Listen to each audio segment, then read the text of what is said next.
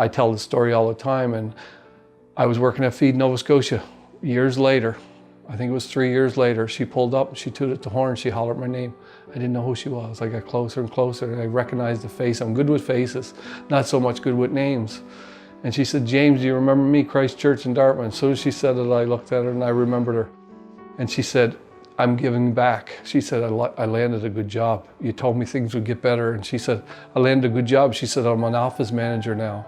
And she said, "I got 7 turkeys, 7 bags of potatoes, 7 bags of apples, 7 bags of carrots." It was 7 of everything. It was very costly. And just the look on her face to give, she gave much more than what she gave that day.